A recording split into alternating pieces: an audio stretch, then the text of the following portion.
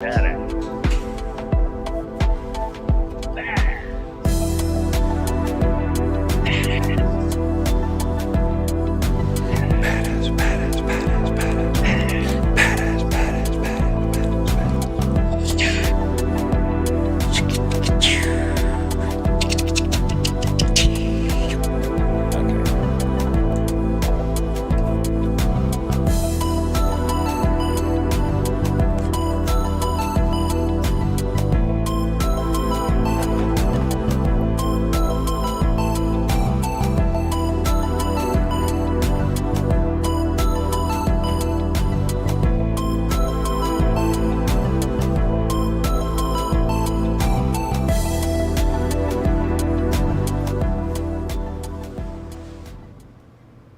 Ladies and gentlemen, boys and girls, and everyone who just wandered in looking for the restroom, welcome to the Lounge Show.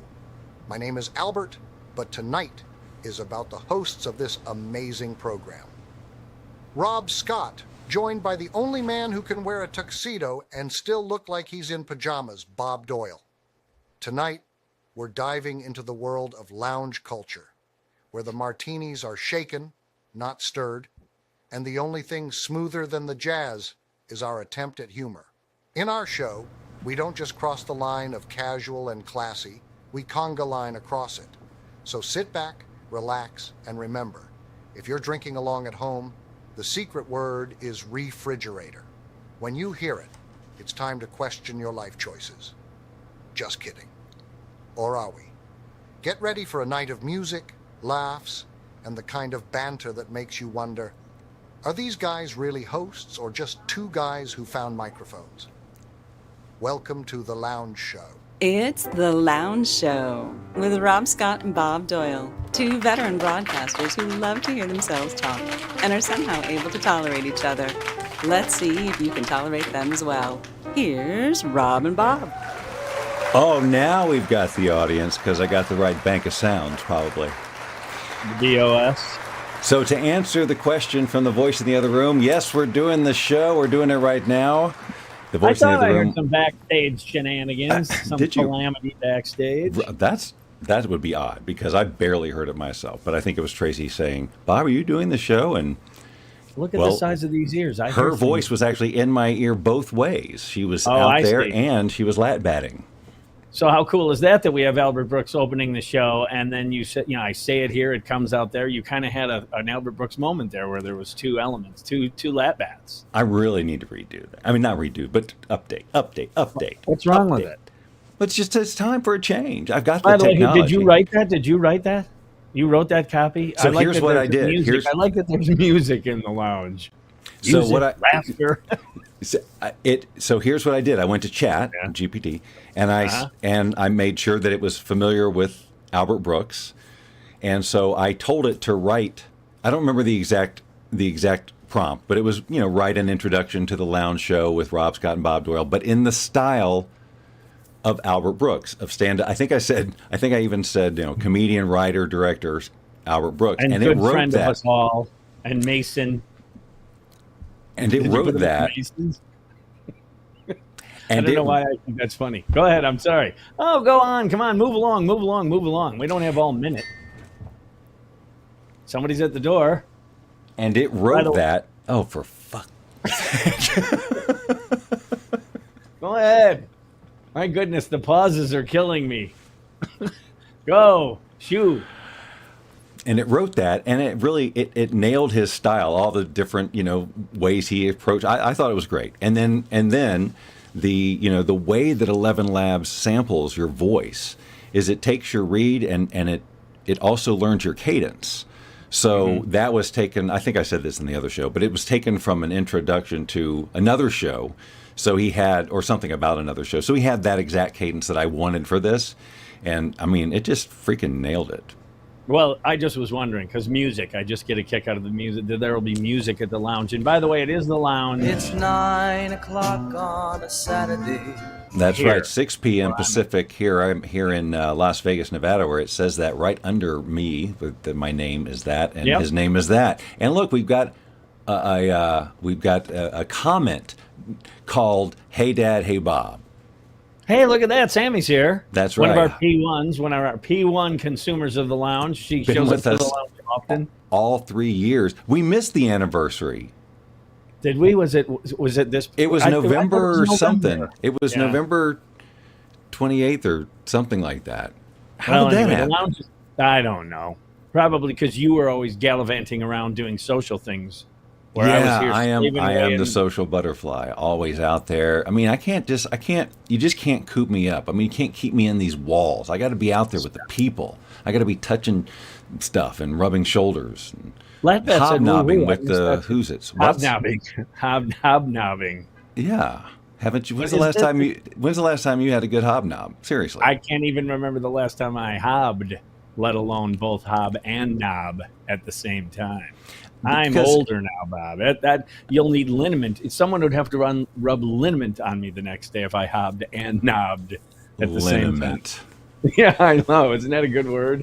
Liniment. It's like rouge. I like the word rouge. I have decided that I have just now made this executive decision, which I know you're gonna probably veto, but Okay. but I think we should have our own AI bot who's like part of the show. And so when we have a question about stuff, we ask her, and we can put a voice to it, and the whole thing. She could be Darlene, Oh, look whatever. what Tracy just did there. Hobnob with Bob and Rob. I'm just saying that's clever. Hobbing and nobbing with Bob This, and Rob. and which is way more like what we're doing.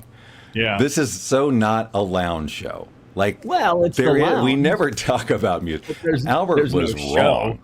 Albert was completely wrong. That's why this is like the third, fourth, fifth week of Albert bringing us on, opening the lounge, if as it were. What did you I just just do? realized that my mic was probably like over modulating the Sounded signal. fine here, but All I right. don't. All right. Well, I feel a lot better about myself now. So. Yeah, and I interrupted. Please continue. Oh, I AI. don't know. It was an AI, thing. You wanted AI. me to- Oh. Yeah, Oh yeah. Sammy We just- should have an AI like What? God, we could, for lack of a better word, a producer or something. But it's just like a third character where when we Okay. need a reference for something, right?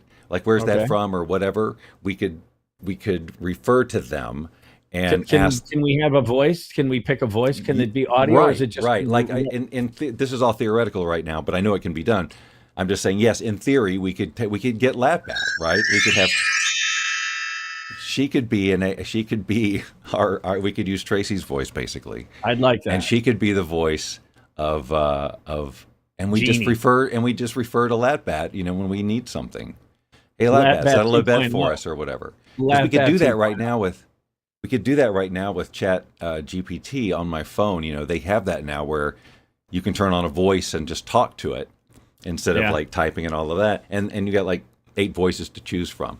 But the way that I'm talking about doing is we would do something customized, obviously. Oh, and then that's put what her- I was saying. Like my buddy who figured out how you can put in all the voice commands for Waze, and so he did Yeah. it himself. Yeah, and then I it's got, like for the I got cop my thing. voice on it's- Waze. Do you really? Yeah. Did you change? Did you monkey with the copy a little? Did you have a good time, or did you just say what it told you to say? No, I definitely monkey with the copy. Good. It's telling my phone. The only thing is it doesn't tell you street names. It just says, a mile ahead, turn left. It doesn't synthesize your voice to read anything like that. So Yeah, yeah. that makes sense now. Because I know my friend Jonesy's. His said, cops are ahead. Put the beer down. I just thought that was a funny although, line. you know what? With today's tech, With if they've today's got tech, enough was- with today's tech, they've got enough voice samples to do what Yeah. they've done to synthesize your voice very easily and have it read out in your Well, I think voice. that would be fun. But I think we should also examine this lounge thing where we're going to have an AI. We're going to have Latbat 2.0 tell us what's going on. What when we're confused, when I can't remember John Mahoney was Fraser's dad, Latbat 2.0 could tell me, I know. right? I love the idea that I could push a button and up she comes. We both see her on the screen, Oh, and now you're it's gonna make activated. And whatever we say, it takes in and then responds. You're going to make a Latbat 2.0 avatar that will then answer our quiz questions. and That's so forth? that's my That's the concept. plan. That's the plan. With, of course, her blessings and permission. sure. I would never. So today, big doings here. Just saying. Oh, let's Big hear doings. it. Well, no, I'm just saying. Sammy even alluded to it. It was another annual put up the tree, Oh, do the whole ho ho ho thing here at my house. do you have And it was, pictures ready? Do you have those pictures ready? oh, that's funny you mentioned that. So I thought I How should take a funny. picture of the tree, because the tree, it's gorgeous this year, I think. Anyway, and then as I'm looking at it, I go, it looks like every other tree here. And I'm reminded of that every December when my phone says memories. And then it shows me a picture of last year's tree and the tree before year. And they all look the same sitting in that bay window. They're gorgeous. They fit well. And this year, especially well. But I do have a picture. And I thought I would share it with you with a story, of course. Well, I bet Now, you. Okay. What? No, What? go ahead. No, I don't want to guess wrong. Okay. Because every story I have, you've heard at least, what, No, 10 no, times? it's just about showing the picture, not Oh, about what I picture see you're what going to you're show. saying. Not, Yes. yeah. So let's see. Okay, well, well, first I have to set up the story before I show you the picture. Okay. And this Should is I what hold happened. on? Should I settle back? Sure. Should I be like in that kind of story receive mode? Like, can I like get comfy for this, or is this like it takes 7? It's not that long. I can little condense it. I could stretch it out. Here's the thing. It was the first Christmas at my apartment when I had first moved into that apartment. So I want to be playing Charlie Brown right now. So this is 2010. I moved in November of 2010. Okay. And so I had barely been there, and now it's Christmas, and I'm going to have the kids on Christmas, Sammy and Steven on Christmas Eve. And so, there's presents, and I planned a meal. I'm sure there was some meal that I prepared, but because times, I hate to say like Bob Cratchit, but times were tough. I didn't have a tree. This was a new time in your life. You don't have these things. You don't have traditional. So there was no tree. And so Samantha goes into the kitchen. I see. Now you know what story I'm going to tell, don't you? Well, I knew as soon as you started.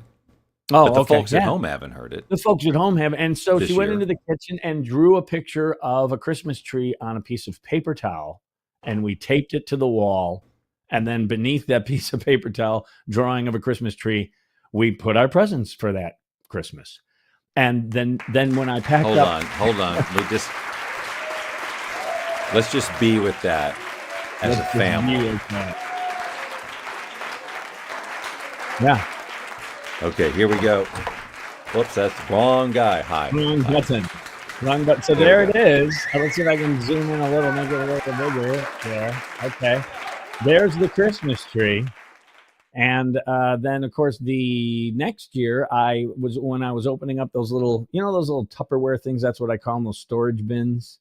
Oh, there you are. So, yeah, that's fine. But I was, the tree. So the point is, when I opened it up, I had put it on the top, that piece of paper towel for a whole year. It sat in storage, just the piece of paper towel, and I was unscathed. Isn't that nice? Year 2. So that's when I got the frame.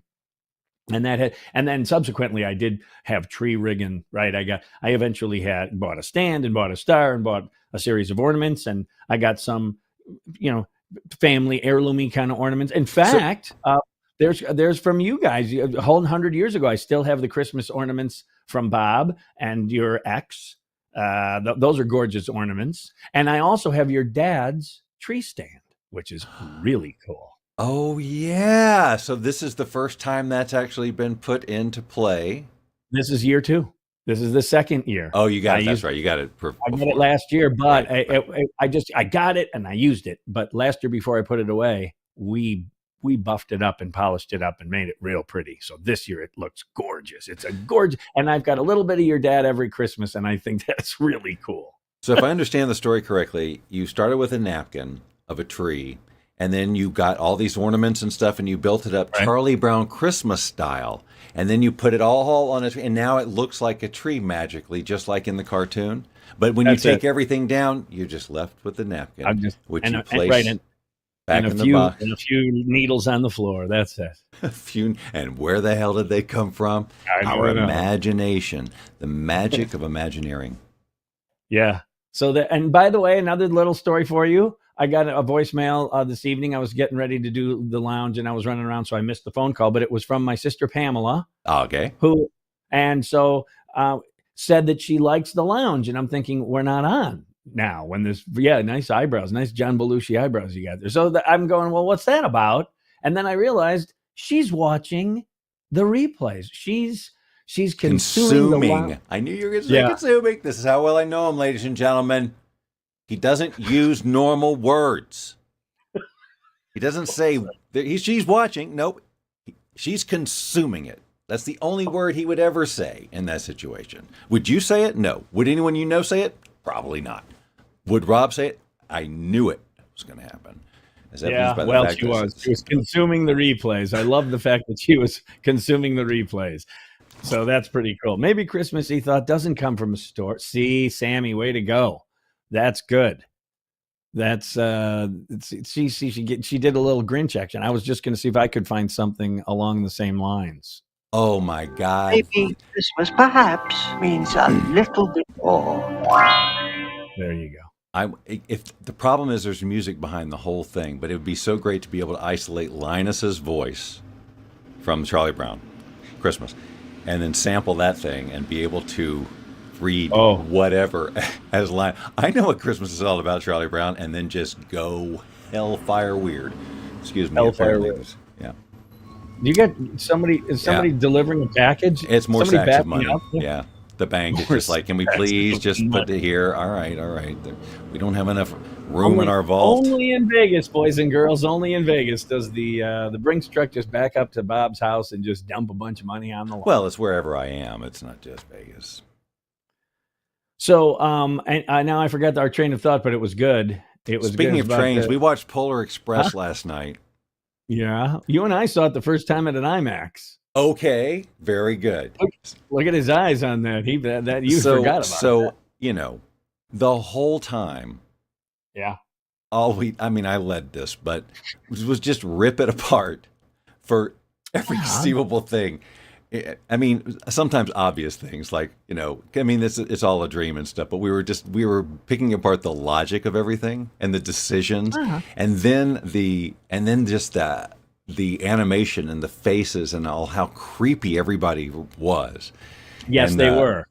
And just back then, though, it was Tom Hanks' character on top of the train had a really creepy face. But so did the kid Billy. It kept changing, and it was weird, and they looked too much like grown-ups, and everything was just. But back when we saw it, I thought it was amazing. I didn't think about it being weird, but now compared to what's being done, I can't. It's just so creepy. But then just all the decisions, all the weird logic. There's just a lot. The book was fine, but how all the stuff they had to put in to make it a movie was just goofy. That's why I don't read books, Bob. It ruins movies. Yeah. You should never read the books. By the way, you were talking about sampling. That's what Christmas is all about, Charlie Brown. That's voice. Right. To be able to just. We had that on today when we were doing. In fact, I went through the greatest hits today. We played because Riley was here, of course. So that was outstandingly grand. Well, that's the tree. The picture I saw today on Facebook. Oh, you did? Okay, yes. That was so cute. Yes, and in fact, Robsy. Yes, out with Robsy. And last year we did the picture at the tree lot, and I said, "Come on, Riley, get up on my knee." Little. This year, boy, I didn't even ask. She wanted it, and so and she's delighted. And here's something: 2 things I made in my kitchen today that I don't believe I've ever made ever. One was breakfast sausage links. I prepared sausage links. We had sausage links today. I've never made them in my life. Not that I was intimidated by the process. I just have never made them. And I got these maple ones. They were good. And the other thing was hot chocolate. I've never made hot chocolate. I got the powdered kind. Wait. I don't know if what? This is the first time since you've moved into your house? This is the first time I can recall ever, unless once I was, maybe when I was a kid, I made making hot chocolate, powdered hot chocolate. Yeah, of any hot chocolate of any kind, whether you use syrup or whatever, hot chocolate. Well, and I make a lot of everything. I make coffee and tea here all the time, but I never. And Sammy says, "What did she say?" Here was one great exchange. Sammy and I are getting kind of tired. And by the way, just props to Sammy. I know she's listening because she's chiming in, but every year she comes and does this for her old man. It's really great. And we have a great time. I'm sure I have more fun. Well, her father, the patriarch of the family. God, not the way you say it. Jesus. That's right. So anyway, So she was over with Riley. It was delightful. But anyway, Sam and I are getting a little tired. It's toward the end of the process. A lot of moving, a lot of boxes, setting up Christmas. And Riley's off in the kitchen. And I hope I don't goof up this story. And she goes, Sammy, I'm hungry. Sammy, I'm hungry. And I said, she heard you, Riley, like because of the shouting. And I go, Riley, she heard you. And immediately she goes, what did she say? Which I thought was so funny, is that's the comeback. She heard you. I just wanted, stop shouting, Sammy, I'm hungry. I really just wanted her to stop. Sammy, I'm hungry. She heard you. What did she say? And she wasn't doing it smart ass. She was doing it. So she's like, oh, okay. So she heard you, which means obviously you heard her answer, Mr. Smarty Pants, because you obviously know she heard because you're psychic. Right. So really? Okay, good. So what did she say? Can I hear something? And we did. We made crackers and cheese. But anyway, yes, Rob, it was wonderful. And so we went through the greatest hits. We went through Santa Claus is Coming to Town. We did Rudolph the Red-Nosed Reindeer. We did Frosty. And then we did Charlie Brown. And when Charlie Brown was on and Linus took the stage, Sam and I both just stopped and just consumed it. That's a great consumed it. They didn't watch it; they consumed it. This is fun. You're breaking down my my speech. I've only done that since I've known you. Well, after about 5 or 10 years, I was like, okay, I get it. I'm going to write a book on his speech patterns and. So here's colloquialisms. Is that what colloquialisms? That works for me. Yeah. So do you get? You're a Spotify user, correct? You're a Spotify user. Are you going to ask me if I got my music and review update? Yes, I am. Well, I did, and we were going through it. Yes, I did, and by far, it's in a way, it's all my ambient stuff that I listen to, all that just woo stuff. But it's but that's going to be overtaken next year. I'm quite sure, because number 3 for artists was Steve Lacy, who's a musician who Amber basically introduces to, and now we play it on Spotify all the time because we like him and other similar. We've discovered a ton of music, just like you discovered through Christopher. We're finding all kinds of cool stuff. Right. But, yeah. Anyway, I got mine. The previous year it was more popular music, but this past year. Then they gave me a breakdown of my personality. I don't know if you got this or clicked enough times. Yes. Okay. So then what did it say you were? Let me see if I can find it. Hold on. Let me see. Please, because I saved mine. I wanted to share it with you, Bob, because mine was pretty interesting. This shrinker who sits at Spotify and decided I wonder how I can get that back. Would you like to know mine while you're looking? Oh, sure. Okay. It says, when it comes to your listening, you like to embrace a little ... darkness. And then it says, you listen to emotional, atmospheric music more than most. Is that yours too? It's exactly mine. Were you a vampire? Because that's yes, I was a vampire. Okay, then these guys. Okay, so Bob and I. That's really creepy in one way, and then I love that we both actually looked at the thing, right, and read it. Right, like, now I can't get back to it, but it was interesting just how many freaking hours. I think it consumed a total of 123 days of consecutive music. Well, but you keep it in the background a lot too, right? I mean, it's always, I've always got it going. Well, actually not as much as I used to. Now in here, I'm streaming more YouTube because they've got like 3 and 4 hour of those ambient pads and stuff, and whatever. And I use my phone for other things. So here, I wanted to show you one thing too that came up in the when I was unpacking, Christmas decorations. And every year I have to show you this because it's just a classic. The Canadian mounted. There it is. Yeah, that's the actual one that John Candy was reading at the airport, and Stephen had the savvy creativity to get me this, to seek that out. Yeah, to seek it out, right? And so this year, we're not putting it away with Christmas because I want it coming out on Thanksgiving. This should be out on Thanksgiving, of course, and then run through the Christmas season, the Canadian Mounted, which I just find fantastic. And actually, the whole book is about trivia and neat things about the movie, right? I mean, they just so how cool is that? It's not even a real book. No. In the movie Planes, Trains, and Automobiles, John Candy is seen holding a paperback that, in the original script written by John Hughes, reads that Del Griffith is reading a pornographic novel at the airport. That's what inspired this book. the Canadian Mounted. And it's the same cover art, man, because I've looked it up. I mean, Wow. Stephen crushed it. Very good. Every year it comes out. We'll show you again next year, boys and girls. I knew you. You know, he's got that book. I knew you. I've never stolen anything in my life. How about just a hot dog then? Kindness. Yes. So a classic to be sure. And Stephen jumps all over that and finds how, I don't know, probably that interwebs thing, but a copy of the Canadian Mounted filled with planes, trains, and automobiles trivia, paraphernalia. That's good stuff. I'm trying to think. By the way, a real quick question before, because we got a couple of minutes. This dawned on me today. I was taking a shower today, and I meant to ask you this last week, I think. When's the last time you were ever in a shower that ran out of hot water? Oh my God. The other day, I went down to take a shower, and it was right after Amber had taken hers. And I wasn't thinking. And I had it was a 45-second shower. So recently. Yes, last week. Like within a week. But before that, it's been a while. Okay, but then, I'm assuming you forgot, but you know the rules. When Amber takes a teenager shower, you better. Well, I wasn't thinking, was I, Rob? No, apparently not. But my point is that you have thought about it before. You are aware that following Amber might cause temperature inconvenience. Well, what had happened was I knew she was taking one before, but it was so much later I had totally forgotten. But the moment I walked in and turned on the water, I realized, oh yeah, she just took a shower, and it was, I was committed, you know. Sure, like, I'm taking this thing, but it was. I'm in fast. here now. I got all my clothes off, and there's soap right here, and there's water pouring on my Water's body. all the way up. There is. Yeah, just.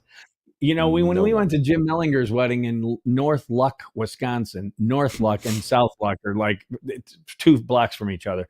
But anyway, we didn't have, I don't know how this happened, but there were like 5 of us in a car. We had partied in Eau Claire the night before. So it's 5 hungover, just guys the next day driving another 3 hours from Eau Claire. This was a stupid idea, by the way, to say, let's stop off in Eau Claire on the way. We should have just gotten there and done the wedding correctly. But let's stop at Kirk's and have a beer before we drive 13 That's hours. exactly what it was when we left at 3 in the afternoon, as if Lake Geneva's across the street.